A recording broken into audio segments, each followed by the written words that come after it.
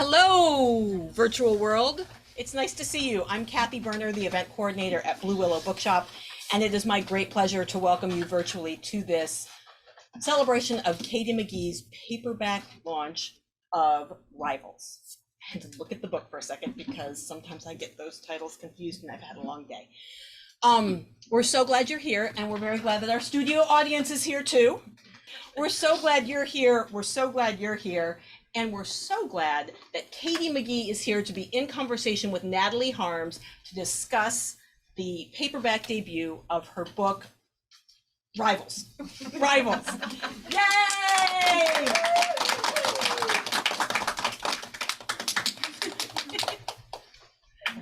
Are they coming? Yeah. She's saying, Yay! Yay, Katie! Katie, you're here. And Natalie, you're over there. And here's your camera where all of the internet people are. Perfect. I'm just gonna keep that here. Hi everyone. And hi everyone. So it's so cool that we get to be here with Katie and talk about the paperback Rivals and her book Rain, which she brought, and I know everyone wants to storm her and probably steal this from her, but instead you get to enter in a giveaway and cross your fingers and toes. Online people can enter that as well, and we'll announce that after our chat today. But Rivals is so fun. American Royals is so fun. Has everybody read at least one of the books here? Okay, cool. Oh no, not everyone, but if you're familiar with the concept, it's so fun. I love, this is just a side note, telling people about your book series and convincing them to read it, because like a coworker today was like, oh, do you have anything fun this evening? And I was like, oh, I do actually. And I told her what I was doing. She's like, well, what's the book about? And I was like, oh, let me tell you. It's so fun. It's such an interesting concept. So maybe just briefly tell us that, because I love hearing you tell the story, the inception of the idea. Yes. So for those of you who don't know, which I think most of you do, American Royals is set in an alternate version of the modern world where America is like England and has a royal family. So you may be familiar with this nugget of historical legend that here I am in my American Royals world, that George Washington was offered a crown after the Battle of Yorktown, that his men came to him and were like, we have won and now will you please be our king? And most historians think that this never happened, that it was just, sort of an illustration of everything that the Revolutionary War was fought about. But my books are set in a world where, like, what if this did happen? And what if he said yes? And he became the first king of America. And so fast forward to the present day, and we have a king and a queen and princesses and a prince and all of the drama and fun that comes along with that. So the books follow mostly the younger generation of royals and all of their relationships, both romantic and friendships, their sibling rivalries, and sort of all the drama and tension and conflict that comes from growing up knowing that you will inherit a throne. And so, as Natalie said, Rivals is the third book. The first two books are American Royals and Majesty. And by the time you get to a third book, I always say it's like the world gets so much bigger and so much more fun. So for me, the first book is really a building book.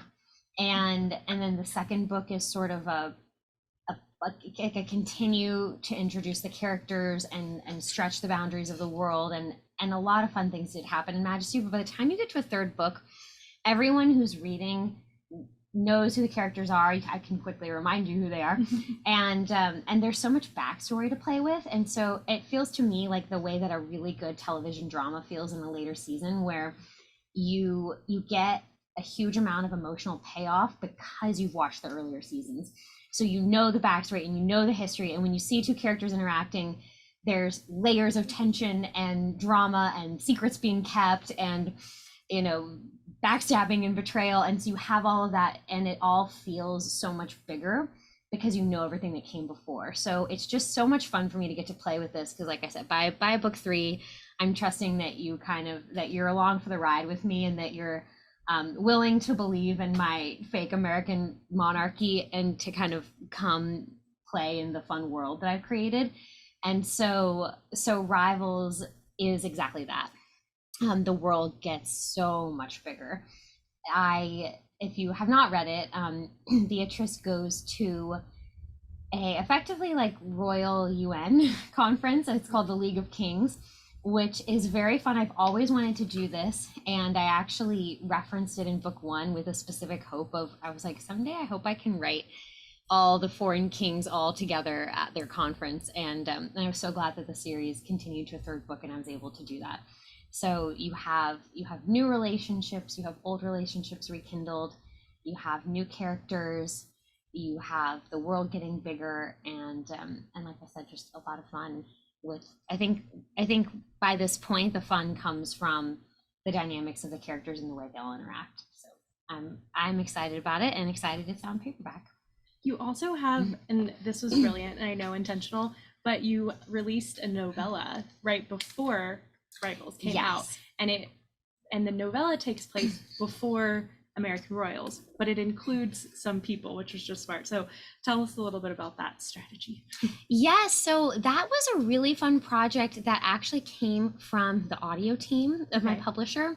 So my books are published by Penguin Random House, and the audio team was looking for audio original content, and in particular they were looking for content from book series because they were hoping that a series would have a built-in audience. And so they asked me for something that they could do as an audio original. It's now available as an ebook as well, but we probably don't even remember, but for the first 90 days or several months, it was only available on audiobook. And so they asked for novella length, and it was a really fun project. I knew when they came to me with the request, I knew right away that I wanted to do a prequel, and in particular I wanted to do the night of the twins' high school graduation, because we had seen very brief flashbacks to that night throughout the series, and so much happened for, particularly for the twins and for Daphne, her friend. That was the night of her friend Amari's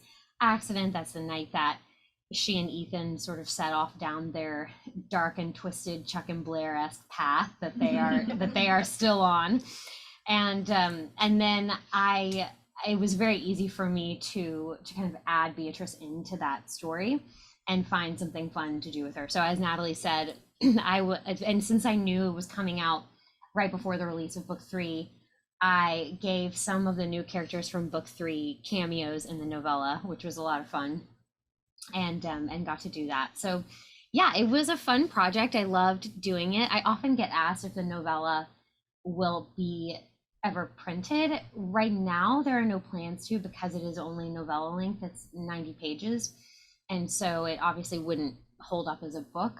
If there were ever more novellas, if I ever were to write maybe another 2, then they could be published as a bind up. But as of right now, I am not doing that. I'm working on something else, so we'll see. But it is available as an ebook and audio.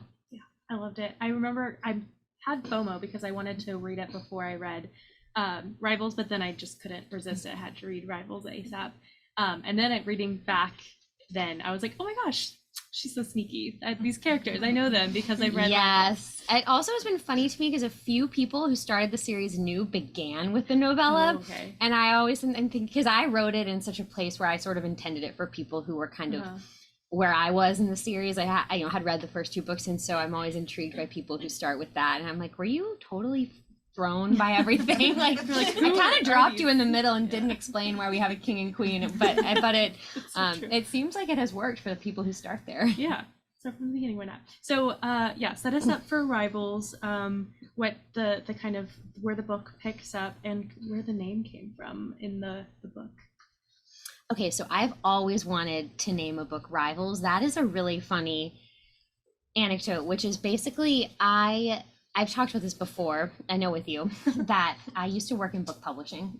So straight out of college, I worked for 4 years as an editor of young adult fiction in New York. I got to work on some fantastic series. I worked for a group that primarily worked on franchises that were books and TV. So I actually helped edit the final 7 Pretty Little Liars books, which that should also show you how fast Pretty Little Liars goes, that I did books 9 through 16. That, and the fact that they went to 16 is like unbelievable. So that was a lot of fun. I helped with the very, very, very last Gossip Girl on the tail end of that, the Vampire Diaries, if any of you are familiar with Cass Morgan's series, The 100, I worked on those books. So I loved my job for so many reasons. It was not as creative as I had kind of hoped it would be. And it was while I was there that I realized that I didn't just want to read books all the time. I also wanted to write. And so in that sense, it was very valuable. But also while I was there, a lot of what we talked about were the titles of things. And Rivals was a title. There were a couple of, usually we would have projects and we would try to help authors title them. But occasionally it would go the other way around, where we would have a title that was just sort of floating around the office and didn't have a concept. And there were a few that continued like that. One was called Vinyl, and periodically we'd be like, can we ever do a project called Vinyl? To my knowledge, that group has never published anything called Vinyl. Another was The 100. That was a title that had kicked around forever and ever. And then we had this sci-fi concept and we were like, what if there were 100 kids and we could call it The 100? And so Rivals was one that I was just like, I don't know what it is, but I always think we should title a book Rivals. And we got to book 3 and I knew there were so many rivalries at play. The cover obviously features Beatrice with Princess Louise, but I also think that the Daphne Nina rivalry is sort of the centerpiece of the 3rd book. And so I love that Rivals calls out so many aspects of the book, because it's romantic rivalry, it can be sibling rivalry, it can be, rivalry with social stakes. So for that, I think it's a lot of fun. Yeah, I think, and you've already talked about like kind of the episodic feel of the series. It feels like I'm watching TV, like the best TV, and that's why I love it. And that's why I think a lot of people love it. But in like those sitcoms, those early 2000s, I was saying I'm on a Veronica Mars kick, and it's like one episode they're like mortal enemies, and then the next episode, or like 4 episodes later, they're like scheming together. So I thought that was really appropriate. Rivals feels like that to me. Yes, I always try to structure my books like a good season of TV. So they often end with a big dramatic cliffhanger. Rivals definitely ends with a big cliffhanger. For those of you who read book 1, that was a cliffhanger, and then the 3rd book has an even sharper, stronger, more like what the heck just happened cliffhanger. It's like all within the last 20 or so pages, I feel like. Yeah, writing those scenes is a lot of fun. They really write themselves. That's like, those are the last 40 pages are always the fastest of the book. Clear your schedule. Do not plan to stop after getting to that point. So it's actually, I find it much easier to leave things unresolved than to wrap them up. I would imagine many authors agree with me. So for that reason, the 4th book, Rain, was a lot harder in some ways, because anything with Rivals that I left, I was like, I can figure that out later. I like, that's a book 4 problem. Then you get to book 4 and all the problems have come home to roost, and all the characters are there waiting for their stories to be wrapped up. And so that took me a long time. It was a lot harder to make sure I felt like I really had given everyone the ending they deserved. Yeah, but it did. And I know it's not your first series, and I know you put a lot of pressure on yourself to make sure you give each character their like proper ending. So what was that like for writing Rain? So as you mentioned, I have a previous trilogy. I have a science fiction romance-esque trilogy called The 1000th Floor, for those of you who don't know it. Those were my first books that came out from 2016 to 2018. And they're a lot of fun. And as I said, they were a trilogy. So book 3 was the end. And this is the first time I had done a quartet, obviously. And American Royals, many of you may know that it was acquired in 2 chunks. So the publisher only bought books 1 and 2. And I had this very tricky assignment with the end of book 2 to try to leave things open for a third book if we would end up getting approval to go there, but also wrap it up as much as I could so that if this was the end, I was happy with it. So I feel very comfortable saying now, like, the end of Majesty is not where I saw the end game for any of the characters. And I was basically just taking the risk that, like, I hope there will be more books. And so then Majesty came out, and about 2 weeks after it came out, my editor called me with an offer for a third book. And she said the same thing. She said, can you like sort of wrap it up, but leave the door open? Because I like think I might get approval for a fourth book. And I just told her, I also was like several weeks postpartum. Somehow I'm really bad with scheduling my babies. So my first was born like 1 week after Majesty came out. And so but it was a pandemic, so it, everything was wild back then. But she called and offered for this book, and I guess I was like very sleep deprived, and I just said no. I said, I'm not doing that again. That was really, really hard on me, and it was really hard on the readers. And I don't think, I said, either you just buy one book and we wrap it all up with a neat bow in book 3 and we're done, or you buy 2 books now. And I know that there's a fourth book, so I can therefore plot it as 2 books and put a really big, messy cliffhanger at the end of the third book and know that I have a fourth book to kind of resolve everything. And so she came back and had gotten approval for 2 books. So here we are. So yeah, as to go back to your original question, I had never done a fourth book before. I was in new territory. It was hard. It was definitely hard. I love these characters. I have so much fun with them. But by the fourth book, we've spent a lot of time together and we've seen a lot. And so if book 3 is the book where everything is like fun and frothy and all the relationships are sort of at their peak tension and level of drama, by book 4, I have to be really careful that I'm not jumping the shark, as it were. So in particular, the relationship that has caused me a lot of problems is the Nina, Jeff, Daphne, Ethan love quadrangle, because it's just really hard to drag that out for 4 books. And there's a reason in TV that like love triangles kind of resolve themselves after a few seasons. And so especially with all of the breakups and getting back togethers that have happened with these characters by the 4th book, you will see I started to, there's somebody else in the mix, so now I guess it's a love pentagon. And I had to put someone else in there because I was like, we need to shake things up. And then I started to really fall for the new person. That was the problem. This has happened to me before with writing, where I have a plan for a character and then the plans don't really follow through. So I wrote the first draft and I turned it in, and my editor called me and she was like, wow, I kind of fell in love with the new character. I'm really, really into him. Like, I really love him and I kind of want X person to choose him and not the person that was Endgame. And I was like, I know, isn't he so dreamy? Like, as if he exists as this person in the world and not that I created. And I'm like, yeah, I'm like pretty obsessed with him. I would choose him. And so you'll see when you get to the end. I had a lot of trouble resolving it. And as I said, I think it's really hard to keep the stakes up, and I've had a lot of readers say the same thing to me, where they're like, I'm so sick of Jeff. I'm so sick, like, why do these girls keep chasing after him? He's annoying. Like, I agree, he is pretty annoying. College boys can be the worst. There's a reason, like, you should not marry a man at 21. They don't know what they're doing. So it's been a lot of fun to wrap it up and to kind of see where they end, but those relationships were the hardest to resolve and to make sure. I felt like Samantha and Beatrice, I had a very clear vision for their stories, and then Nina and Daphne, for whatever reason, theirs took a little bit longer to land on. Mm-hmm. And then particularly, as I said, it's funny that the ending, the like very, very, very last moments for everybody, I always knew, but it's getting there took a lot of figuring out. So I'm really excited.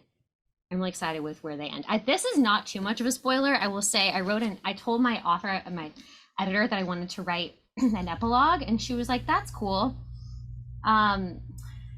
So here's the epilogue, begins on page 390.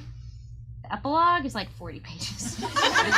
So it's really not an epilogue. It's like 5 more chapters of the book. Love it. I turned in the epilogue and she was like, yeah, I'm going to have to change the page count in our internal systems. So it is, I guess, I guess wrapping everybody up took me a lot longer than I thought it would. I mean, that's fine. I mean, at the end of Harry Potter, we're all just living for that like preview of like what their life looks like. Okay, so I really don't hope- fast forward them 30 years like Harry Potter. That was weird. I didn't love was that. weird. It was Like, do we weird, but- need to see them as adults with like, maybe.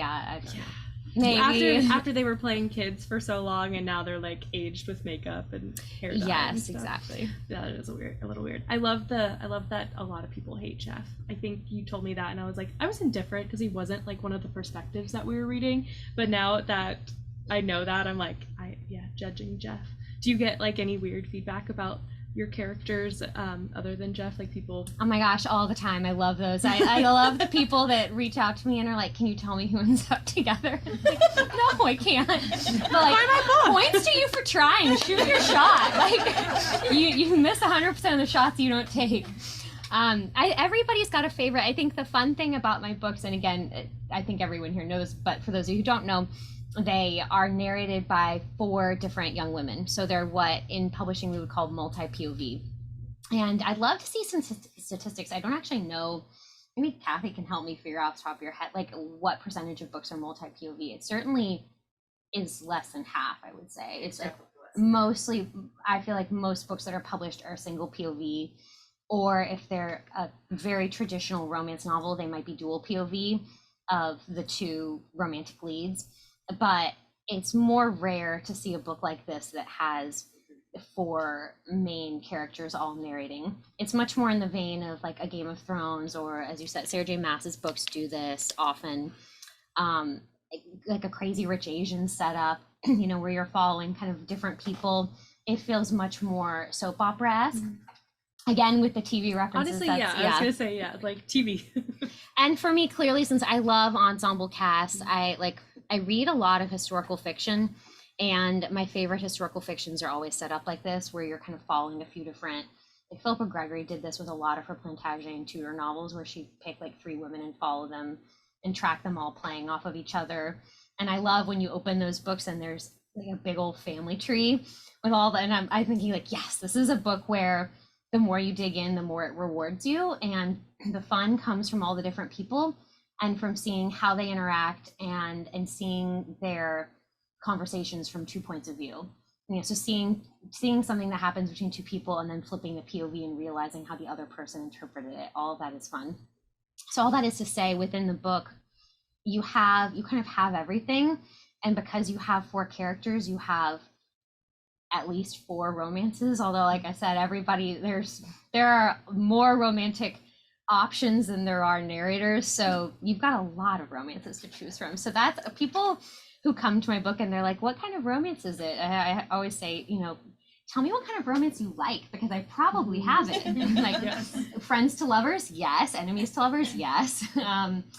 Like sexy foreign prince who comes in from nowhere, yes. A childhood best friend that develops a crush, like, you get the point. You get to do all of it, and I get to play with writing all of sort of the different tropes, but putting my spin on them. I feel like Emily Henry has done this really well, and she's just given every trope a book. So she's been like, I'm going to do a friends to lovers book, and I'm going to do an enemies to lovers book, but I just instead mash them all into one series. And so you're seeing them play out at the same time with different people all in the same world, which is really fun. Yeah, definitely. I wouldn't describe it as a romance, the series, but that's like the little like treat that keeps me going. You know what I mean? Like all of the, I guess, like more drama and like, I don't know, but yeah, it keeps you going for sure. I love that you say that, because I agree. I think that there are romantic elements, but that it is more of a coming of age story and a drama. But I always get pushed in the romance direction by sales. Yeah, they come every time. That's this, and you gotta have the sales team at the publisher, but they come and they get the final look at my copy, like the back flap. And so I think the word love here is only on here. It's on here twice, but when they first took a pass, they put it on like 5 times.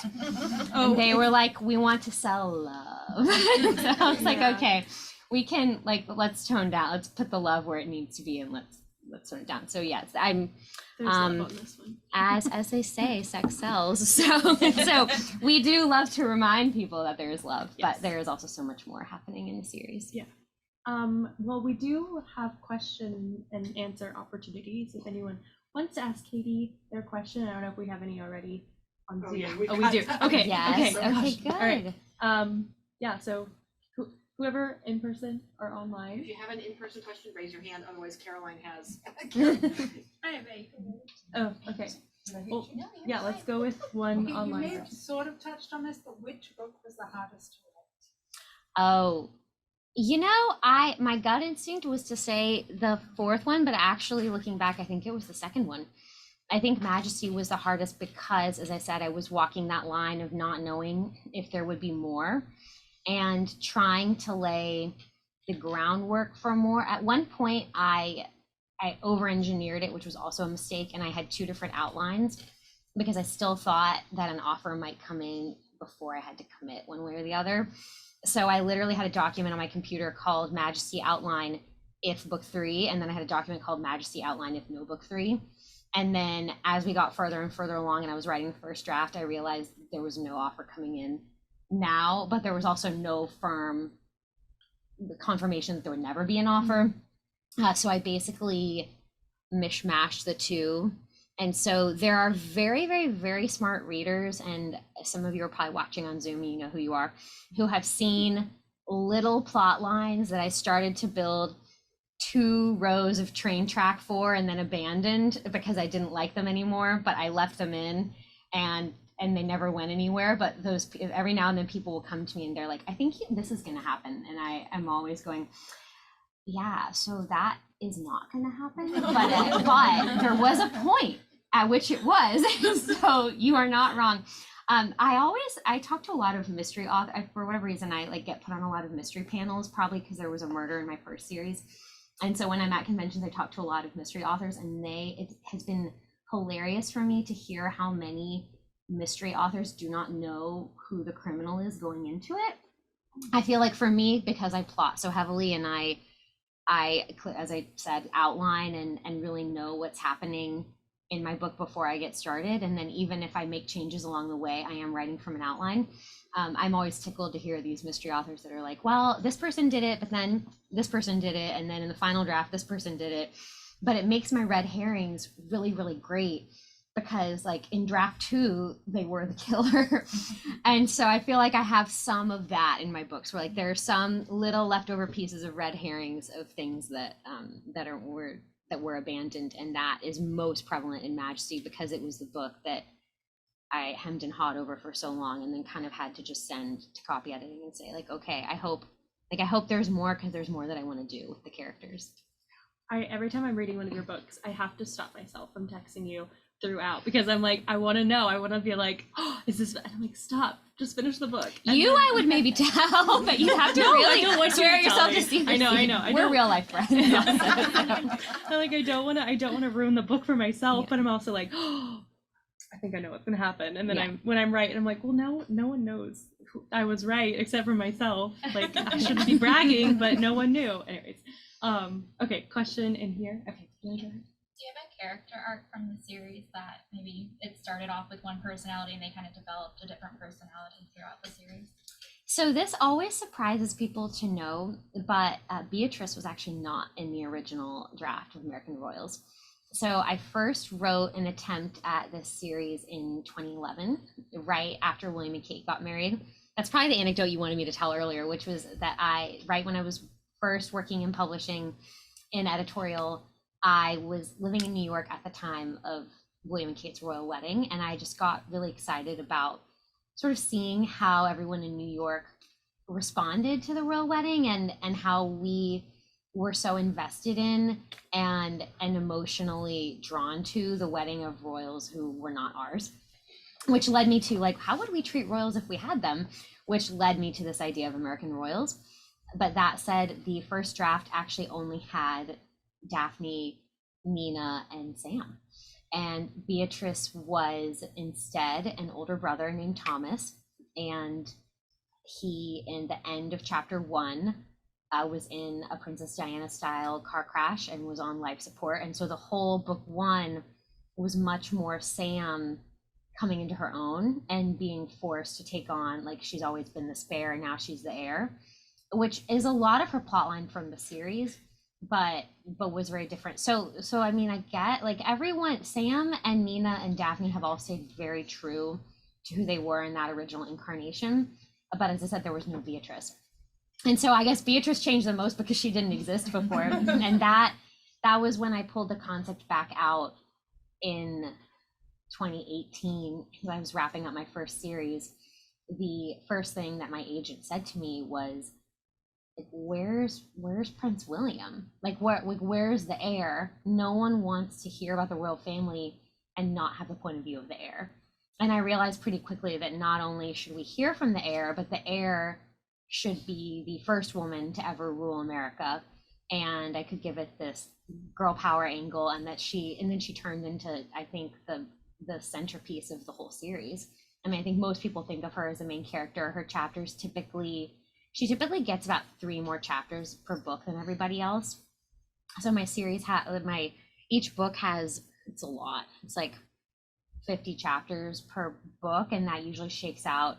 So Beatrice gets 15 and everybody else gets 11 or something like that. And so she's just got a little more story, a little more to do, and the stakes are higher for her. Just a little. And yeah, and then book 3 ends, and for those of you who know the end, it has a very shocking ending, and then Beatrice's story in book 4 is kind of up for debate. So that's all I'll say on that. Do you want to go? I was wondering if you always knew that you wanted to just do female perspective, or if you, was that going into it, you knew you wanted to do that, or kind of like, what's your thoughts on that? So this kind of goes back to what I was saying earlier about how I don't think of my books as traditional romance novels, because in a romance novel, whether it is single POV or dual POV of like both romantic leads, you know they're going to end up together. And so if there's a man in the book, you're hearing from the man, but you like know he's bought in. And it's still so fun, and I have lots of romance novels that I love that we can talk about later, but it's a very different read, and your experience reading is much more like when you settle in for a Hallmark Christmas movie and you've got your buttery popcorn and you're like, oh, they're going to have some conflict, but like, I know for sure they're going to end up together, and she's going to leave her job in Manhattan to go work at the Santa factory, you know? And that is not my books. My books are much more like a Shonda Rhimes show, and you don't know who in any season is going to start hooking up with someone else. And I don't always know. And so for that reason, I think that the romances are really hard when you see both POVs, because the second that you see somebody else's POV, like you see both sides of a romance, you know what the other person is thinking, and therefore all the tension comes out of it. So most of the tension, the romantic tension from these books, comes from the fact that like they're a bunch of hot guys and you don't know who they like and what they're thinking about. And I toyed with the idea of adding male POVs at various points. And my first series actually did have a male POV. It was 5 POVs, which I loved doing 5. I thought it was really fun. I think it was one too many for a lot of readers who started, especially because they started way more disjointed in the world, much more like a Game of Thrones setup where it took part of the book for them to all come together. And that was sort of my learning was 5 is a lot, particularly on audio. I think most people who listened on audio like gave up around the 4th POV because they were like, none of these people are like in each other's stories and what's happening, which is all very valid. So I tried much harder in this series to keep everybody really, really tight. Like they all know each other, they're all related or are friends, and they're all in and out of each other's stories constantly. So you're seeing them even when you're not in a Nina chapter, like she'll pop up in everybody else's chapters all the time. Mm-hmm.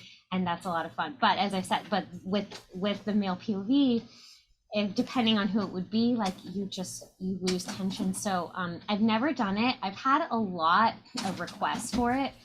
And I'd be curious to hear who you want to hear from. The number one request I get is Jeff, probably because people are so maddened by him because they're like, why is he in this love triangle and who is he going to pick? And so I don't know. I was telling Natalie before we came out here that, as we talked about before, the novellas, and like if I ever did another novella, the publishers asked me what my idea would be, and my idea was sort of I guess like the Bachelorette, the Women Speak Up edition. I was like, I want to do American Royals, the men tell their stories, and have some sequence of events that we've already seen, but see it from like Connor, Marshall, Jeff, Teddy, maybe some new people. I don't know. I thought that could be really fun. So maybe at some point in the future, some of those people will weigh in. Actually, to your point, there was once a Connor chapter. Book 4 opened with chapter 1 was Connor, but it was a single chapter. It was like a very sneaky. Do you remember how Twilight book 3 opened with Jacob and then he never spoke again? Yeah. Does anyone else remember this? And I was like, where's the next Jacob chapter? And then the whole book was Bella, and I was like, this was a fake out. You can't just give me one and then not have this be a recurring voice. So I did that in the first draft. I had Connor, and then he never spoke again. And my editor is just. She was like, no, that's not happening. I really was wondering if the 4th book was going to change it up, because I was like, if I thought we do might, it, we then might get a that's Jeff when- in book 4. That's what I was wondering. I'm okay with We don't. It does not. Book 4. I really love the women Yes. perspective, and I Thank think you, it does change up. It the is a vibe. book. It is a book with a lot of feminism and girl power in it. So, so it is appropriate that it is mostly women who speak. But yeah, I don't know. Maybe someday I'll release that Connor chapter. I'll have to take a look back at it, because I'm not sure what's in it anymore. It was a long time ago. It was the first draft. We want to do an online one, yeah. Yeah. Several people want to know. Also, they all love the novella idea, especially the men tell. Yeah, good. Yeah. Lots of comment on that. Would you ever be down for the books being made into movies? And I would can they please, love please, for the please books to be. audition? Yes. Oh, I would yes. love for the books to be made into a TV show or movies. I have a very talented, wonderful agent named Gina in LA who's working hard on making it happen, and we will see. There's no news yet. Hollywood is it's hard to do, and it's hard to get past certain stages. So if I feel like people sometimes Google American Royals TV show and they stumble across articles from, I guess, 2018 or 2019 probably, where the series was optioned by ABC for 1 year, which was very exciting. Nothing happened with it. It is extremely common. So studios will option 500, 1,000 things per season. Like, they just throw money at writer, which is great for book writers who love to have things optioned, but 99% of those things are not acted on. So they might option 500 and then write a script for 40 and then film a pilot for 11 and then pick up 3 to series. So there's fall off on every stage of the process. So it was exciting that I did once get optioned. The rights are back with me because they didn't do anything with it in that year, and we'll see. I'm very hopeful that we will find the right home for it, and it would be so fun to get to see these characters on TV or film. For sure. It already feels like I binged a TV show. Would When you I rather read. it be a movie or a TV show? Yeah. Gina's trying to sell it more for TV, but if the right movie interest came along, I don't think we would say no. Let's do another online one. I know Okay. we've got I'm going to combine two, sort of. Did you draw inspiration from only the British royal family for the books, were the other royal families you looked into? And then how come the Queen didn't take over instead of Beatrice, which I kind of know that answer because of the way British succession works. Wait, is that a Queen Adelaide? Wait, How come the Queen Adelaide, didn't her take mom. over I think that's a Beatrice question after about Kate passed Beatrice's away? mom, is Yeah. my guess. So I'll start the first part first. The British royal family are the royals we know and are most familiar with and love. I went into writing these books with a very funny twist on, I am a huge history nerd, and so I love the royals, but I actually knew way more about the royals in probably the 16th, 17th, and 19th centuries than I did. Like, I knew the basics. I knew that, who Queen Elizabeth was. I knew there was an abdication crisis, but I had not read any detailed biographies. I had not really dug into 20th century monarchy. And so I did do more of that as I was working on American royals, because I felt like there are some fabulous big personalities in the modern British royal family. I mean, look at Camilla, look at the Duke of Windsor. Look at, like, there are so many fun people that sort of pop up in various incarnations. Princess Margaret, there's a lot of Princess Margaret in Sam. And so that has been fun. That I have tried to read some about other royal families.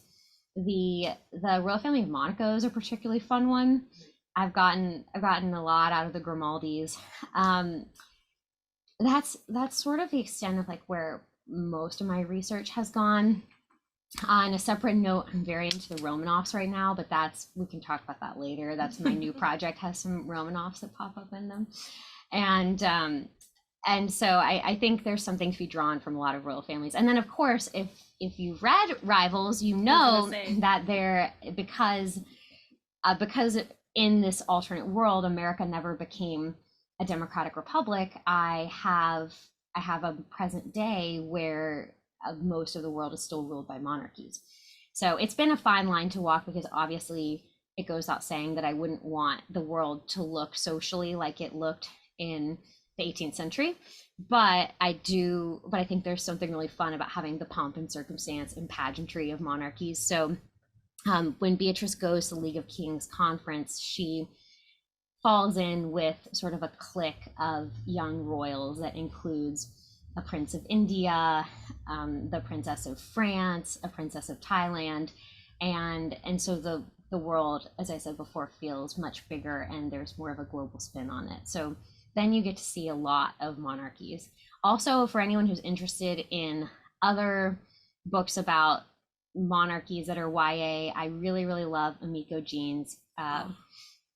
Well, I keep wanting to say Tokyo Rising. What's the first book called? Tokyo Ever After. Tokyo Ever After is book 1. Tokyo Rising is book 2. And they're really, really fun books. It is, yes, we love these books. These are so good. Tokyo Dreaming. Tokyo Dreaming. Why did I say Ever Tokyo It sounded Rising? right too. I don't know. I said it wrong. But they are such fun books, and they are basically the Princess Diaries with the Japanese imperial family. A young woman finds out that she is the secret love child of the Crown Prince of Japan, and then also there's a parent trap element because she's trying to get her parents back together, and it is just all so fun. And then obviously there's a love triangle and a hot bodyguard, and I could go on and on. So so if you're looking for more royal things and you run out of American Royals books, I highly recommend those. As far as why Beatrice's mother does not rule, she is not a born royal. She married into the royal family, and so that for the same reason that I'm trying to think of a good example, but like I'm going way back, but like but King George the Sixth dies, and Queen Elizabeth, the Queen Mother, does not become queen. Our Queen Elizabeth II became queen because she was the one who was born the heir, and if you're a queen consort, you are not in line for succession. So, and for those of you who, there's been all this drama about Camilla, and is she queen consort? Is she queen? Anyway, it's like everybody is a queen consort, but you don't call them that because that's a lot of words to say. So they get a courtesy title of queen, but do not worry, if Charles dies, Camilla will not ascend the throne. So. Do we have another in-person question? Yeah. Me? Yes. Katie, your first series was science fiction. This one is speculative fiction, right? That's a new term for me. So, I call it speculative. Yes, it is. Yeah. So, do you have any realistic fiction in you? I have not yet written, and if we want a really fancy word for speculative fiction, the word I learned from my British editor is Uchronia. When she acquired, I had a nice phone call with my British editor, and she was like, "This book is a Uchronia," and I'm on the phone with her, and I'm like, so yes, like imagine utopia, right? No place. So Uchronia is a timeline that is not real. So what was that TV show that was if the Nazis had won the war? Someone remind me. Man in the High Castle. Man in the High Castle. Man in the High Castle is a Uchronia. So it's like it's set in the present day or set in some other specific point in time. Alternate history, yeah. So what if some little thing in history had been different? So yeah, speculative fiction, Uchronia. Okay. All of my books, exactly as you pointed out, take place in a world that is not quite ours, that is ours with a twist. My new my new project is historical. So it is our real world, but in 1889. So in that sense, it's still not a contemporary, but the world building is in some ways easier, in some ways a lot harder. With American Royals, since it's the present day, I didn't have to stretch my imagination to think about how my characters live and move around the world. You know, they have smartphones, they can like take Ubers places, social media exists, the paparazzi exists. And then I just have this twist of history. And I've talked about this before. I have a couple of very smart and nerdy friends from college. Like one works at a museum, and so I love phoning a friend with them, and when I need help on certain things. So in book 2, for instance, there's a ceremony where in Orange, where Marshall is from, commemorating when Orange, which is California, for those of you who, every now and then I get somebody who thought it was Florida, and I'm like, we weren't paying attention because I said West Coast a lot of times, but that's okay. It is not Florida, it is California. And and the ceremony is sort of commemorating when Orange joined the Union, and like ceremonially handed over the keys to the city, as it were.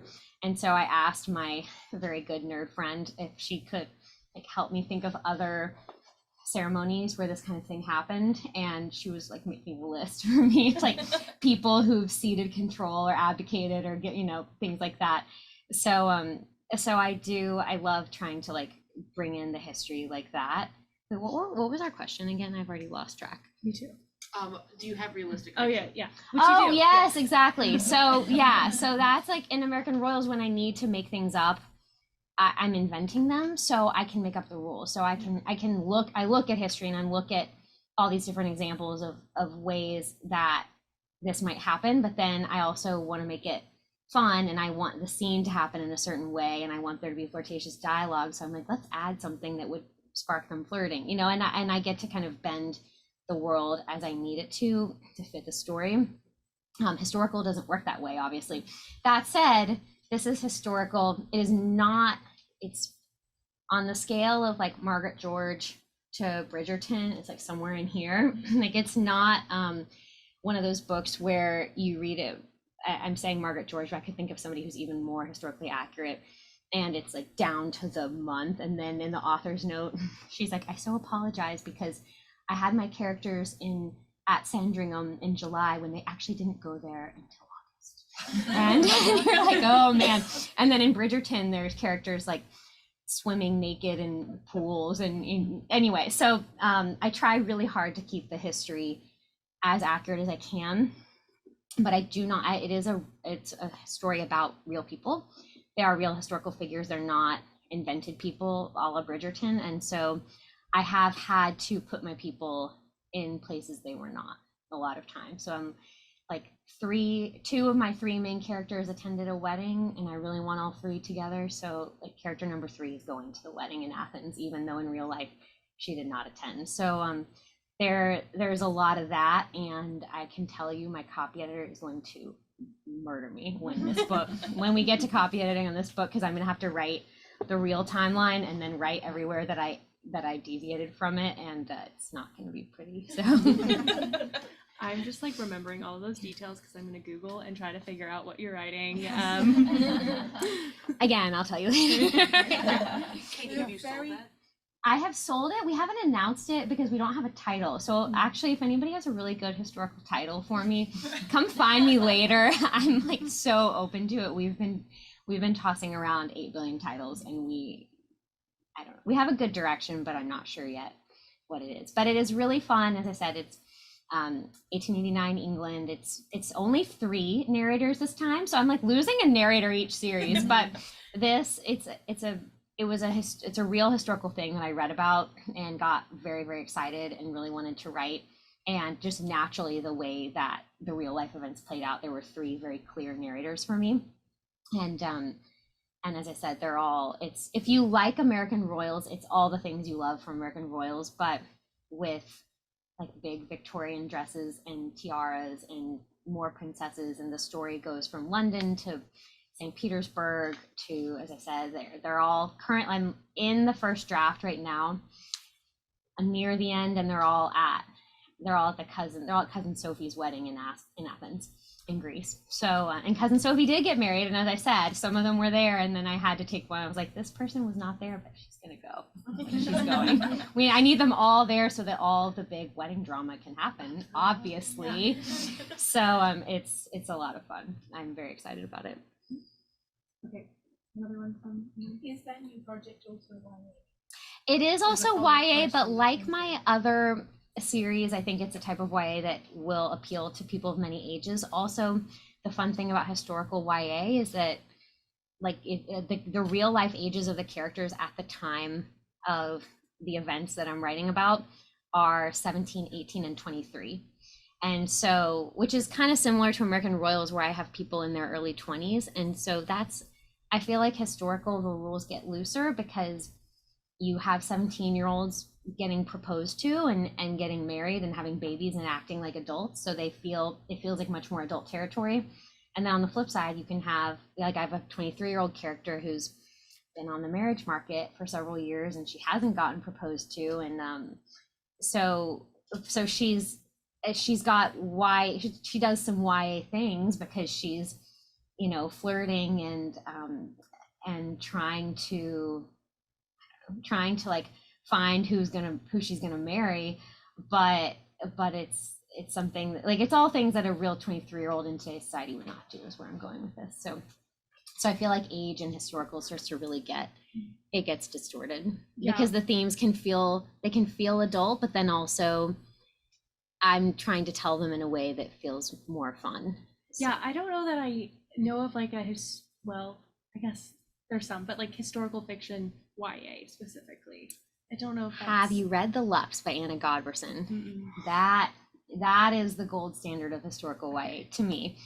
Like more Of this type of drama, yeah. Yes. Oh no, there are so many other historical YAs. This is of a multi POV, Yeah, romance that heavy. is good. Yes. What was the title again? The Lups by Anna Godberson. Godberson. They came out Godberson. years ago. They came out Yeah, when I I know, was in I don't college. even know if they're still in print. They're not in print. They might not be, which is You sad. can probably buy them on Kindle. Or you can get them I through would guess. Biblio if you want to buy a physical copy. Anyway, they're I'm trying to think of what would be. Did anyone watch The Gilded Age, the TV show, Julian Fellows? It's like that. It's like more of that with teenagers. So just like Gilded Age New York and teenagers going to parties was what they were. So as I said, there's a lot of that. It's my characters are, I guess it is kind of the Gilded Age, but we're on the wrong side of the Atlantic, and there are a lot of parties for them to go to, and they're all real people who are all gonna end up in real royal marriages. So exciting. So much to be excited about. Yes. Are we good on time? We need to. Okay. All right. We'll wrap on that very I exciting know I talked note. more about that than I thought I would. I thought we were going to talk a lot about this, and we got into historical drama, Which was great. as one does. as Katie does. Yes. But everybody who tuned in virtually, everybody who came in person, we appreciate your time so much and hope you have a great evening.